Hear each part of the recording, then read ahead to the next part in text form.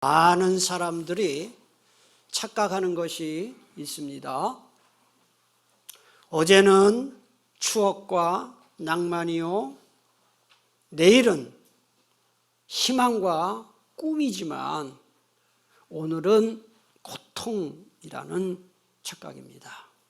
저곳은 장밋빛 희망이지만 내가 지금 있는 이곳은 고통스러운 현실이라는 착각입니다. 어제와 오늘에 있는 마음을 지금으로 가져오는 사람, 그리고 저곳에 있는 마음을 여기로 가져오는 사람만이 행복할 수 있습니다. 지금 여기에서, now here, 지금 여기에서 천국을 맛보지 못하는 사람은 아무 데서도, nowhere, 아무 데서도 천국을 맛볼 수 없습니다. 그런데도 많은 그리스도인들이 천국, 천당 하면 가장 먼저 생각하는 게 뭐냐 하면 죽은 다음에 가는 곳이다, 이렇게 생각을 합니다. 그게 맞는 생각일까요? 천국과 천당은 죽은 다음에 가는 곳입니까? 만약에 그렇게 답하면요, 50점도 안 되는 답입니다. 왜냐하면 성경에 그렇게 말하고 있지 않기 때문에 그래요.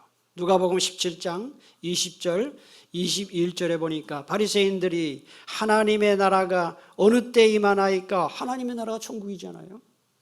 어느 때 임하나이까 묻거늘 예수께서 대답하여 이르시되 하나님의 나라는 볼 수 있게 임하는 것이 아니요 또 여기 있다 저기 있다고도 못하리니 하나님의 나라는 어디 있다 그랬습니까? 너희 안에 있다 그랬어요. 여러분 가만히 생각해 보세요. 건강하고요, 돈이 좀 있고요, 뭐 사는 게 좀 괜찮아도 이 마음이 지옥이 되면 그건 지옥입니다. 사는 게 힘들고 건강도 별로고 되는 게 없어도 마음이 편하면 그게 천국이에요. 하나님의 나라는 볼 수 있는 게 아니고 여기 있는 것도 아니고 저기 있는 것도 아니고 너희 안에 있다 그랬잖아요. 저는 담임 목사로서 예배 드리러 오는 여러분들이 예배 시간에 꼭 천국이 임하기를 축복합니다. 여러분의 마음속에. 그럼 지금 여기에서 누려야 할 천국은 도대체 무엇일까요? 도대체 천국을 지금 누려라, 여기에서 누려라고 하는데 뭐 어떻게 사는 게 천국을 누리느냐 하는 것이죠. 그 답이 오늘 본문에 나와 있습니다. 신구약 성도들을 상징하는 14만 4천과 흰옷 입은 큰 무리가 하늘나라에서 어떤 삶을 살고 있는지 설명하는 본문이 그 답을 준다 이 말이죠. 13절을 제가 다시 한번 볼게요. 장로 중 하나가 응답하여 나에게 이르되 이 흰옷 입은 자들이 누구며 또 어디서 왔느냐. 이 장로는요 누굽니까 도대체 이게? 우리 뭐 교회 무슨 장로가 아닙니다. 얘는.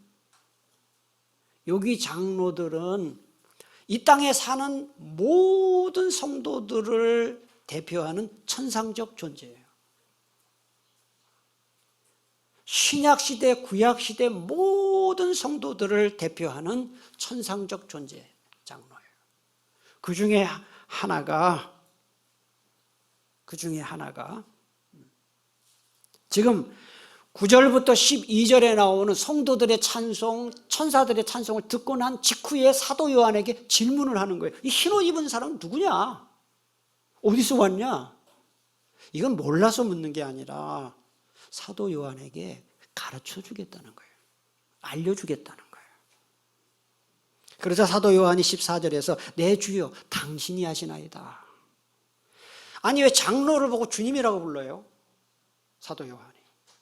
이 주여라는 말은 신격화시키는 말이 아니라 주님의 계시를 알려주는 존재에 대한 존경의 표시로 주여라고 부른 거예요. 당신이 아시나이다라는 말의 뜻은 뭐예요? 나는 모르니 가르쳐 주십시오라는 그런 뜻입니다.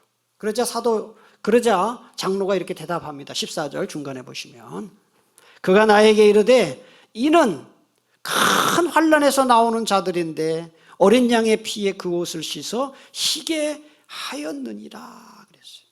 그러니까 구원받은 성도들이 어떤 사람이냐? 두 가지로 말해요. 큰 환난에서 나온 자들이다. 이건 뭐예요? 많은 고난을 겪고 이긴 자들이다. 그 다음에 어린 양의 피, 예수 그리스도의 십자가의 피의 공로로 깨끗함 받은 자들이다. 그렇게 설명을 합니다. 요한일서 1장 7절 우리 다 같이 함께 앞에 보고 읽겠습니다. 시작. 예수의 피가 우리를 모든 죄에서 깨끗하게 하실 아멘이십니까? 우리를 흰옷 입게 만드는 것은 세제가 아니라 예수 그리스도의 보혈의 피다 하는 거예요. 여러분 요한계시록을요 결론이 어디 나오냐면 21장 22장에 나와요. 거기까지 갈 건데요. 21장 22장에 가면은 천국의 모습이 어떤지 자세하게 나와요. 그리고 천국에서 도대체 뭘 하고 사는지가 자세하게 나오는데 요한계시록 21장, 22장에 그 자세하게 나오는 내용을 압축을 해가지고 오늘 15절, 16절, 17절에 보니까 맛보기를 보여주는 거예요. 천국에서는 이렇게 산다. 맛보기로. 그래서 그걸 5가지로 설명합니다. 그래서 천국, 천당은 죽은 다음에 가는 게 아니라 오늘도 내일도 이번 주간도 우리가 천국을 누리면서 살아야 되는데 어떻게 사는 게 천국에서 사는 것이냐, 그 5가지를 오늘 본문이 답을 줍니다. 오늘 말씀 여러분 잘 듣고 잘 배워서 이번 한 주간 정말 천국의 삶을 누리며 살 수 있기를 축복합니다. 첫째로 하나님의 보좌 앞에 서는 삶, 이게 바로 천국의 삶이에요. 15절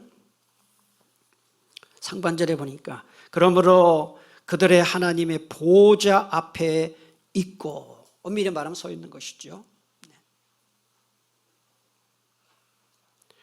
여러분 하나님의 보좌 앞에 서 있는 성도들의 모습과 정반대되는 모습이 6장에서 말씀드렸어요. 예수 믿지 않고 구원받지 못한 사람들은 심판날 하나님의 심판이 임할 때 그 심판이 너무 두려워서 산들과 바위 틈에 숨어서 산을 보고 우리에게 덮쳐라, 바위 보고 우리에게 떨어져라, 뭐예요? 죽여달라는 거예요. 하나님이 너무 두렵다.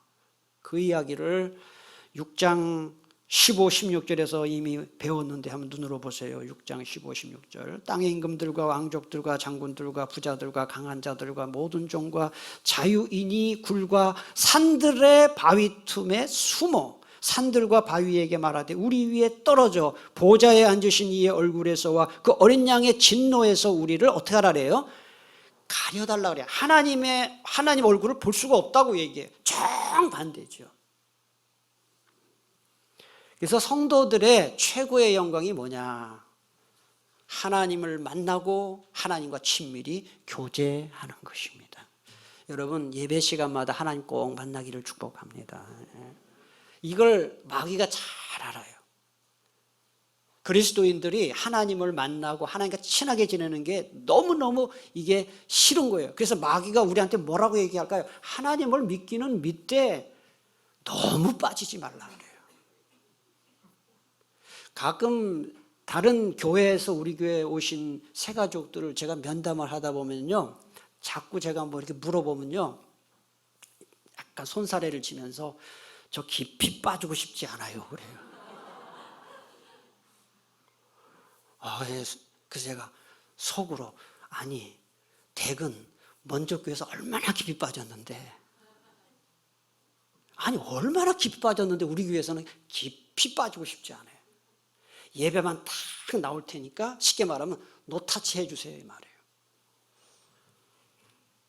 또 마귀는 말합니다. 신앙생활을 하되 적당히 하세요. 여러분 제가 청년 때, 저도 대학교 다닐 때 이 신앙생활이 너무 힘들었어요.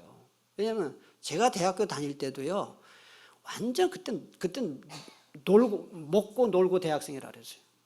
요새 대학생들은 공부하느라고 놀지도 못하는데 우리 대학교 다닐 때는 먹고 놀고 대학생이에요. 지각도 예사로 하고 교수님들도 왜 이렇게 결강을 많이 했는지 몰라요. 그런 거 다 좋아했어요. 교수님도 안 들어오면. 그게 펑크도 많이 나오고 그것도 술도 어지간히 많이 먹고 옛날엔 그랬어요. 80년대.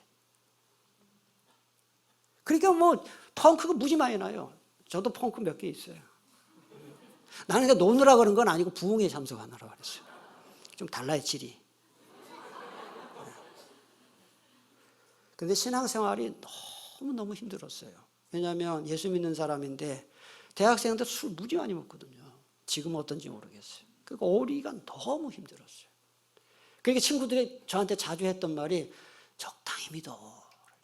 미쳤다는 거예요. 그런데 제가 조금 나이가 들면서 결론 내린 게 뭐냐면 예수를 확실히 믿든지 안 믿든지 하는 게 더 편안하지 어중간하게 믿는 게 훨씬 힘들어요. 둘 중에 하나 미쳐야 이게 제대로 되지 이게 어중간하면 세상에 가도 재미없고 교회 가도 재미없어요. 하나님을 가까이 하지 않고 친밀히 교제하지 않고 대충 믿고 적당히 신앙생활을 하면요 예수 믿는 기쁨 전혀 없어요. 아마 여러분 중에 그런 분 있을 거예요. 예배 나와도 뭐 별거고 없고 신앙생활이 왜 기쁘다고 하지 그걸 몰라요. 해본 적이 없어요. 여러분 모세가 이스라엘 백성의 위대한 지도자가 될 수 있었던 비결이 뭐라고 생각하세요? 하나님을 가까이 하고 하나님하고 친밀히 교제하는 자였어요. 신명기 34장 10절 여러분 보시면 얼마나 놀라운 얘기가 나와요. 모세가 이런 사람이에요. 그 후로 이스라엘에는 두 번 다시 모세와 같은 예언자 여호와 야훼와 얼굴을 마주 보면서 사귀는 사람이 태어나지 않았다. 이렇게 되어 있어요. 여러분 정치권에서 대통령과 점심 한번 먹었냐 안 먹었느냐가 얼마나 중요합니까? 대통령 관저에 가서 밥을 먹었다. 윤회관. 요새 난리잖아요. 그러니까 같이 대면해서 이야기를 나눌 수 있냐 없냐가 굉장히 이게 중요한데 여러분 하나님과 친해지기를 축복합니다. 하나님과. 모세는 하나님과 친한 사람이었어요. 북극 남극에는요 사시사철 눈이 녹지 않는 만년설이 있지만 반면에 생명체는 많지 않아요. 그러나 인도네시아나 말레이시아 같은 데가 열대우림이 있고요 생명체가 다양해요. 왜 그렇죠? 태양과 가까워서 그래요. 태양과 먼 북극과 남극은 생명체가 거의 없어요. 마찬가지로 하나님과 우리와의 거리가 어떠냐에 따라서 우리의 영성이 달라지고 우리의 행복이 달라지고 우리가 슬픔이냐 기쁨이냐 완전히 달라지는 거예요. 여러분 제가 여러분에게 한번 질문합니다. 이 세상에 살면서 이번 한 주간 살면서 천국을 정말 맛보기를 원하시면 아멘 하시기 바랍니다. 어떻게 하면 되느냐? 하나님을 가까이 하십시오. 하나님과 친밀히 교제하면서 하세요.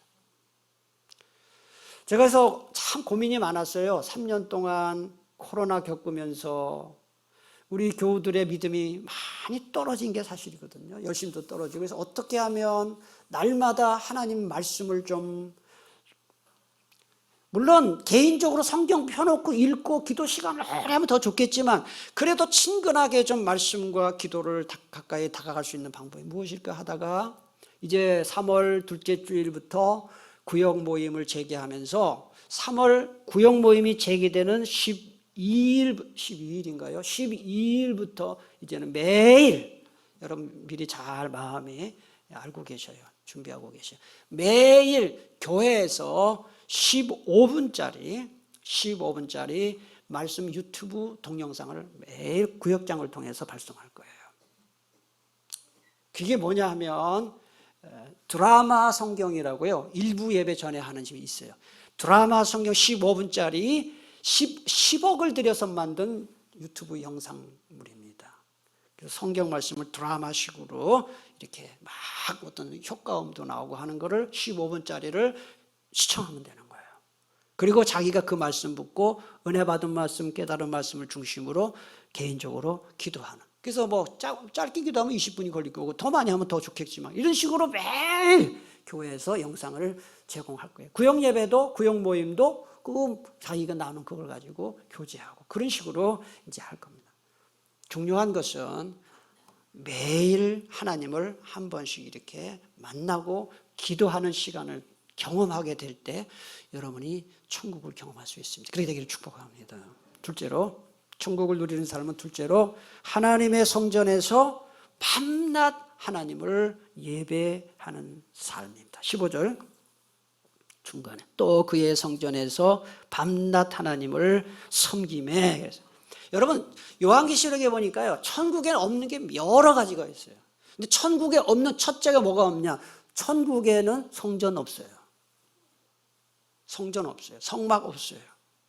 왜냐하면 하나님과 예수님 자신이 성전이기 때문에 그렇습니다. 계시록 21장 22절 한번 보세요. 성 안에서, 성 안에는 천국을 말해요. 내가 성전을 보지 못하였으니 이는 주 하나님 곧 전능하신 이와 및 어린 양이 그 성전이시다 그랬어요. 천국에 없는 두 번째가 뭐냐? 밤이 없어요. 계시록 21장 25절 낮에 성문들을 도무지 닫지 아니하리니 거기에는 뭐가 없다고요? 밤이 없다.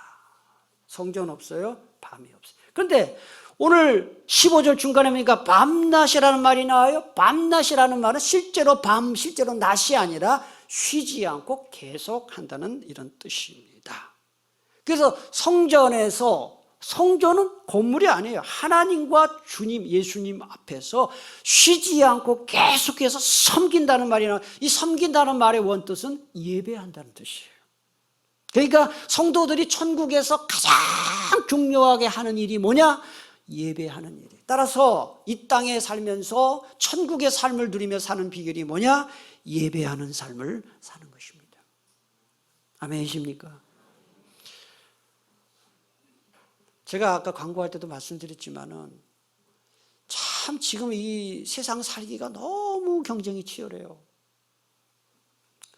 제가 80학번입니다. 1980년에 대학 들어갔습니다. 그런데 제가 대학 들어가서 4년 대학 마치고 84년 2월에 제가 졸업을 했는데요. 그때는 이 취업이 어렵지 않았어요. 그래서 그때 대학교 4학년 때 우리 동기들 고민이 공기업으로 갈 거냐, 은행으로 갈 거냐, 대기업 갈 거냐, 공무원 할 거냐, 그거 골라서 했어요. 근데 요새 청년들 보면은 고르긴 뭘 골라요? 갈 데가 없어요. 또 젊은이들 아기 낳는 게 너무 힘들고 키우기도 힘들고 이 사는 게 너무너무 힘들어요. 대학 들어가는 것도 힘들고 나와도 대책 없고 그러다 보니까 사람들이 마음이 다 메마르고 황폐해져 있습니다. 그리고 분주한 삶을 사느라 하나님 까맣게 잊어버리고 말씀은 멀고 죄와는 가깝고 또 인간관계 속에서 이 상처를 주고받으면서 분노가 생기고 좌절감이 생기고 이런 삶을 한 주간 살아요. 그러나 주일 예배에 나와서 여러분의 눈에 보이지 않지만 예배 드리는 중에 하나님이 우리의 마음을 만져주시는 거예요. 그래서 예배 드리고 나면 마음이 편하다. 왜 그래요? 하나님 만져주시는 거예요. 관계가 회복되는 거예요. 믿음이 자라는 거예요. 예배를 통해서 한 주간 살아갈 수 있는 힘을 공급을 받는 거예요. 여러분 예배 마치고 돌아갈 때 집으로 갈 때 이번 한 주간도 내가 힘있게 살 수 있게 됐다. 할렐루야 아멘 하고 돌아갈 수 있기를 축복합니다. 그래야 천국의 삶을 살 수 있어요. 천국을 누리는 삶은 셋째로 하나님의 장막에 거하는 삶이에요. 15절 끝부분을 보시면은 보좌에 앉으신 이가 그들 위에 뭘 치신다 그랬어요? 장막을 치신다 그랬어요. 40년 광야 생활을 하는 동안에 하나님께서 이스라엘 백성들 무리 위에 빛나는 구름 쉐키나 빛나는 구름을 쫙 펼치시고 거기에 임재하셨어요. 장막을 치셨어요. 예수님이 이 땅에 오신 사건에 대해서 요한복음 1장 14절은 이렇게 말씀합니다. 말씀이 육신이 되어 우리 가운데 거하십니다. 여기서 말씀은 로고스, 예수님이에요. 육신은 인간이에요. 로고스, 말씀, 예수님이 인간이 육체를 입고 이 땅에 오셔서 우리 가운데 거하심에 이렇게 번역이 되어 있는데요. 우리 한글 성경에 우리 가운데 거하시네라고 번역이 되어 있는데 이게 원래 그리스 원문 성경을 보면 우리 가운데 에스케노슨, 장막을 치셨다라고 되어 있어요. 여기 장막을 쳤다는 말이 바로 우리 가운데 거했다는 말이 그 의역이에요. 장막을 치셨다. 이런 임시적이고 또 일시적인 장막, 완전하고 영원한 장막 임재는 하늘나라에 가서 이루어지는데요.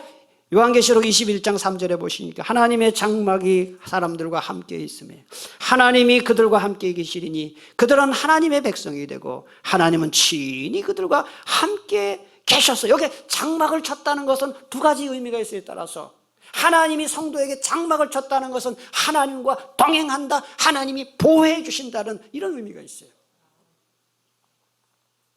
제2차 세계대전 때요, 영국의 한 작은 기선 한 척이, 증기선이죠, 한 척이 국가의 중요한 임무를 띠고 영국 항구를 출항을 해서 미국의 항구로 떠납니다. 이 선장은 여러분 그 당시에 이 2차 세계대전 때 얼마나 치열했습니까? 적군의 함정이 바다 곳곳에서 지금 기다리고 있는데 너무너무 불안한 거예요. 막중한 임무를 띠고 떠나긴 하지만 이게 민간 배잖아요. 그러자 그에게 명령을 하달한 군인 상관이 이렇게 말합니다. 불안해하지 마시고 내가 암호를 하나, 비밀 부호를 줄 테니까 일이 생기면 이 비밀 부호를 치면 무선 연락을 하면 즉시 답을 주겠다고. 아니나 다를까 영국 항구를 떠나서 대서양을 건너서 미국으로 향하는데 얼마 있지 않아서 저쪽 앞에 적군의 함정이 딱 나타나는 거예요. 얼마나 힘들면 마음이 불안하겠어요. 그러니까 그 비밀 부호를 이용해서 무전을 쳤는데 이렇게 답신이 왔어요. 당신의 상황을 다 알고 있다. 우리 눈에도 적군의 함정이 보인다. 우리가 항상 그대 곁에 있음을 기억하라. 이런 답이 딱 와요. 그러니까 선장이 아삭이 충천해서 그 선원들에게도 지금 우리를 뒤에서 누가 보고하고 있는 것이니까 걱정하지 말라고. 그래서 무사히 미국 이제 항구에 도착했는데 이 선장이 깜짝 놀라요. 딱 도착해서 쫙 뒤를 보니까 그동안 보이지 않던 아군의 함정이 뒤에 딱 바다에 떠 있는 거예요. 알고 보니까 영국에서 출항해서 미국 오는 동안에 사실은 뒤에서 잠수함이 따라온 거예요. 잠수함이 호위를 하고 있었던 것이죠. 몰랐지만 여러분, 우리 하나님 우리 눈에 보이지 않습니다. 우리가 이 세상 사는 동안에 하나님이 뭐 계신지 안 계신지 있는 것 같기도 하고 없는 것 같기도 하고, 그런데 이 잠수함이 바닷속에서 앞에 기선을 호위했던 것처럼 우리 하나님께서 보이지 않는 하나님 불꽃 같은 눈동자로 저와 여러분의 앞길을 인도하시고 보호하고 계심을 꼭 믿으시기를 바랍니다. 힘들고 괴로울 때마다, 여러분 힘들고 괴로울 때마다 하나님 지금도 나를 보호하고 계신다, 인도하고 계신다 믿으면 우리 마음에 천국이 임하는 것입니다.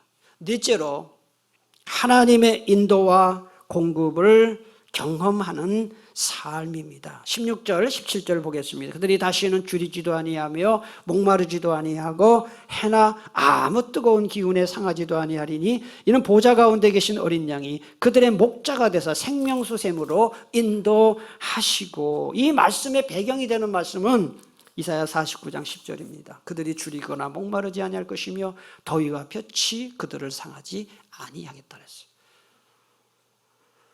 자, 여러분 제가 쉬운 답 물어보겠습니다. 질문하겠습니다. 요한계시록이 기록될 당시에 그리스도인들이 좋은 상황에 있었습니까? 어려운 상황에 있었습니까? 매우 어려운 상황에 있었습니다. 예수 믿는다는 이유 하나 때문에 굶주림, 목마름, 그 다음에 생명의 위협을 받았습니다. 로마 군인이 나타나서 언제 나타나서 화형에 처할지, 맹수의 밥으로 줄지, 검투사의 검투사의 노예로 살아가야 될지 모르는 아주 위험천만한 상황에 처해 있는 이 주 1세기 그리스도인들에게 주님이 말씀하신 내가 너희의 목자가 돼서 생명수 샘으로 인도할 것이다. 요한계시록 22장 1절입니다. 또 그가 수정같이 맑은 생명수의 강을 내게 보이니 하나님과 및 어린 양의 보좌로부터 나온다 그랬어요. 이 생명수의 강으로 어린 양의 보좌에서 나온다 그랬어요. 여러분 한 주간 살아가는 동안에 하나님은 우리를 도대체 어떻게 인도하실까요? 하나님은 어떤 방법을 통해서 우리를 인도하실까요? 세 가지 방법으로 인도하십니다. 첫째는 우리를 인도하실 때 성경 말씀을 통해 인도하십니다. 그래서 데이빗 앨런이라는 사람이 아주 이렇게 명언을 남겼습니다. 너무 중요해서 여러분 함께 같이 읽기를 제가 원합니다. 함께 읽겠습니다. 시작. 당신이 성경을 펼칠 때 하나님은 입을 여시고 성경을 접으면 입을 다무신다. 가끔 보면은 이거 어떻게 해줄지 모르겠어요. 이렇게 할지 저렇게 어떻게 해야 아주 중요한 결정을 해야 되는 도무지 어떻게 할지 모르겠다. 이런 상황이 다 온단 말이죠. 그럼 하나님이 어떻게 우리에게 인도하시느냐? 성경 말씀을 통해 인도하시는 거예요. 신비한 방법을 통해서 자다가 꿈속에 나타나서 자다가 꿈속에서 여러분 하나님 보고 예수님 만난 일이 몇 번이나 있어요. 자다가 여러분 하나님 예수님 만난 적 있어요? 나는 없어요. 나는 순 이상한 꿈만 어떤 꿈 꾸냐면은 지금도 10년, 5년 전까지만 해도 헌병이 잡으러 오는 꿈을 많이 꿨어요. 군대 아직 안 마쳤다고 다시 오라고. 그것도 희한한 꿈. 여러분 하나님이 직접 꿈속에 나타나가지고 야 그래 너 이사 저 아파트로 백일동으로 가라 이렇게 안 해요. 여러분 성경 말씀을 읽고 성경 공부하고 설교를 듣는 중에 이래야 되겠구나. 그게 하나님의 인도인 줄 믿으시기 바랍니다. 성경을 읽는 중에 공부하는 중에 설교를 듣는 중에 이래야 되겠구나. 시편 119편 105절에 보니까 같이 읽을까요? 시작. 주의 말씀은 내 발의 등이요 내 길의 빛입니다. 하나님이 우리를 인도하실 때 어떻게 인도하십니까? 두 번째, 기도를 통해 인도하십니다. 주시옵소서라는 그 말만 반복하는 기도는 아주 유치한 기도예요. 여러분, 주시옵소서 막 옛날에는 그 기도 막 세게 많이 했잖아요. 입이 막 귀까지 돌아가도록 주시옵소서. 그 기도는 굉장히 유치한 기도예요. 어떤 기도가 정말 주님의 인도를 받는 기도인지 아세요?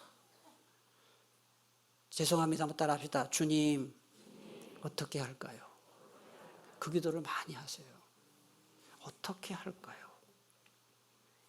여러분, 이 살다 보면 도대체 어떻게 해줄지 모를 때, 주님, 어떻게 할까요?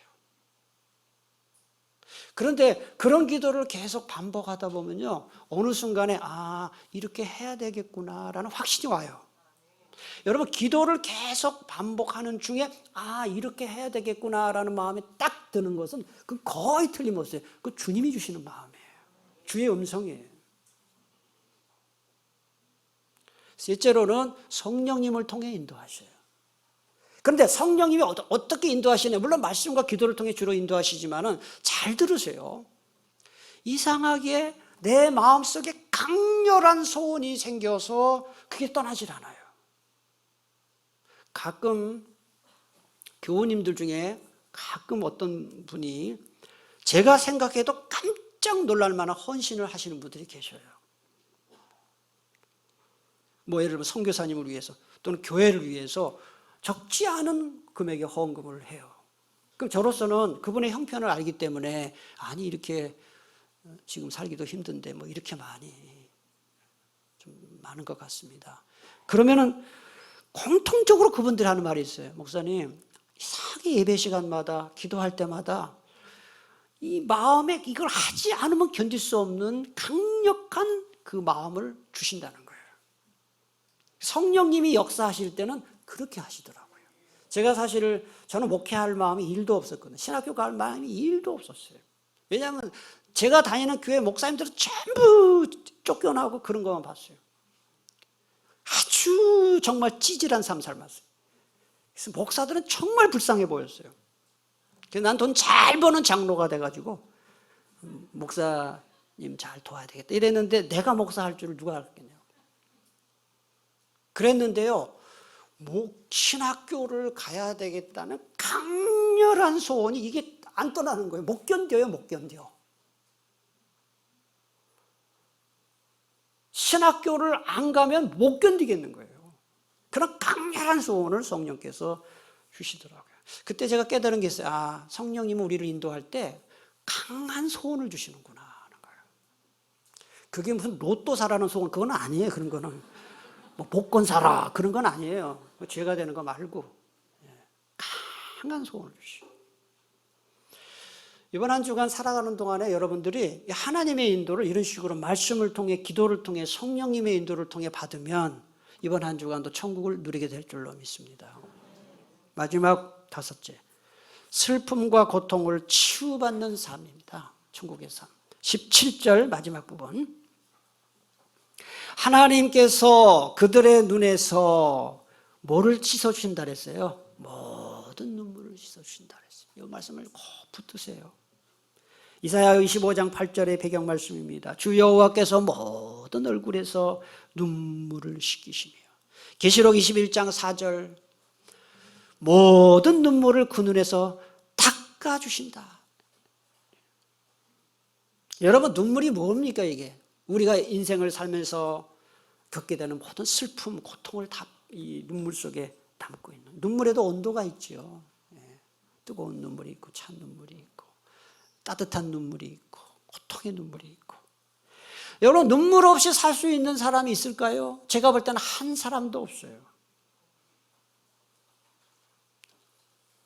저는 우리 교회 모든 교우님들의 가정 형편 사정을 잘은 알지 못하지만 어느 정도는 알아요.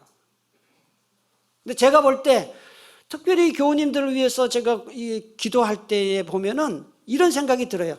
야, 걱정 없는 가정이 어떻게 이렇게 하나도 없나? 뭐가 좀 괜찮으면 이게 안 좋고, 이게 좋으면 이게 나쁘고 말이죠. 다들 뭔가 걱정이 있어요. 아픔이 있어요. 사별의 아픔도 있고요. 경제적인 실패의 아픔도 있고, 자녀들 때문에 흘리는 눈물도 있고, 마음의 상처로 또는 자녀에 대한 섭섭함으로 많은 눈물들이 있어요. 그 눈물이 끝이 없어요. 배가 항해하는 동안에 폭풍을 피할 수 없듯이 우리는 천국문에 이를 때까지 절대로 눈물을 피할 수 없어요. 그래서 어느 사람이 이런 유명한 글을 썼어요. 슬픔의 길, 오직 슬픔의 길을 통해서 슬픔을 알지 못하는 곳에 이르게 된다는 아주 유명한 글을 썼어요. 그런데 하나님이 성도의 눈물을 마지막 끝에 17절 끝에 보니까 모든 눈물을 씻어주신다 그랬는데, 이 씻어주신다고 할 때는 눈물을 닦아준다는 뜻이 아닙니다, 여러분. 이 씻어준다는 말의 원문의 뜻이 뭐냐 하면은 제거해버린다, 없애버린다는 뜻이에요. 그러니까 이거는 모든 인간의 슬픔과 고통을 근본적으로 치료하고 회복해 주신다는 이런 뜻입니다. 이걸 하나님만이 할 수 있어요. 하나님만이. 여러분, 이 세상 살아가는 동안에 우리가 마음의 상처가 많아요. 마음의 상처가 없는 사람은 한 사람도 없어요. 이제 설교 끝날 테니까 이제 빨리 끄세요. 빨리 설교 끝내라고. 제가 여러분에게 질문하겠습니다. 여러분, 마음의 상처를 먼 사람한테 받습니까? 가까운 사람한테 받습니까? 누구예요? 누구냐고. 상처는 가장 가까운 사람한테 받는 거예요. 내가 지금 상처를 받고 있어요. 빨리 안 꺼서.